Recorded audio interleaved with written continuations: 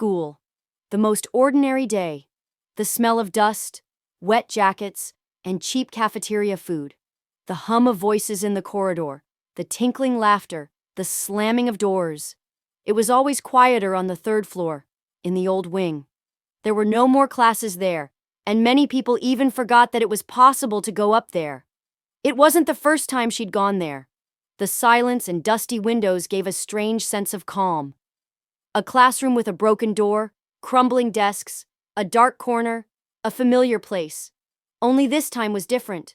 When I walked in, I felt someone's presence, almost physically, as if the air shook.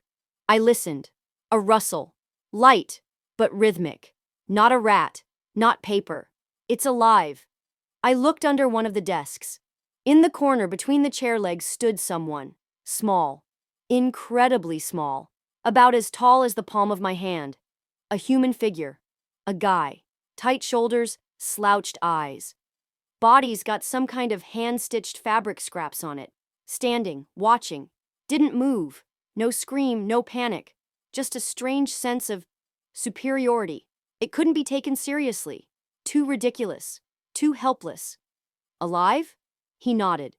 Picked him up. Carefully, with 2 fingers. Light. Weighed almost nothing. Tried to break free, but sluggishly. Almost without effort. Too tired. Too resigned. Carried it away in a backpack. Wrapped it in a scarf like a toy. No one noticed anything. The room, closed door, blinds down. There's an empty tea box on the table. Napkins, paper clips, a lid with water. A makeshift home. He sat inside. Didn't speak. Didn't demand. The first night, I watched him for a long time. How he moved, how he tasted the water, how he hid if the sound from the street was too loud. Shyness, wary, but deep down, something else. Not fear, habit. It's like someone's had it before, maybe more than one. The next day, it began. First, the test. Pinch. Hard. He doesn't say anything, grits his teeth. Then a drop of hot tea next to him to make him jump. Then a needle stuck next to his leg. He realized quickly. There would be no pity here. No reason, just interest. What would hold up? What would it show?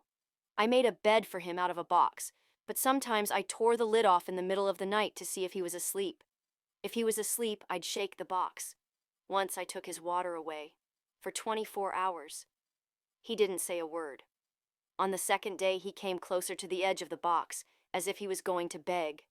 Then I gave him a drop, no more. He drank greedily, then turned away. His voice was rare. If he spoke, it was in a whisper. Sometimes he just stared into his eyes, unblinking. Did he hate me? Maybe. Or accepting the rules of the game. It's been over a week. School, homework, it's all in the background. In my head, it's him. A little man, completely dependent. The world shrunk to the size of a box. I used to take it with me sometimes. In my coat pocket, next to my keys. I'd reach into the bathroom and watch him flinch at the sound of drying. Once I left it on a shelf in the library between books and went out for an hour. When I came back, I found him in the same place. He didn't try to escape. He just sat there. I made a game for him. I put some rubber bands, scraps of paper, small objects in a box. Told him to find out which of them were dangerous. He didn't say anything. Then I removed the roof, dripped hot water. He twitched, came over, picked up a piece of button and threw it over the edge. He guessed. In the evening, I gave him bread. Splashed cold water. He dipped it. Ate in silence. Sometimes, when he was asleep, I looked at him. I just watched him. The way his chest moved. The way his fingers trembled in his sleep. The human was gone. He became something else. Like a toy, like a habit. An attachment. A silent thing with no name. But one morning, the box was empty. No panic. Just surprise. No trace of it. No note. No objects. Not even a trace on the dust. As if vaporized. On the table, a twisted rubber band. Left strangely, as if on purpose. And an empty space. A day passed. Then another. Silence. But every now and then, walking past the old office on the 3rd floor, it seems as if someone is watching. From below. Silently. From a box that no one can see anymore.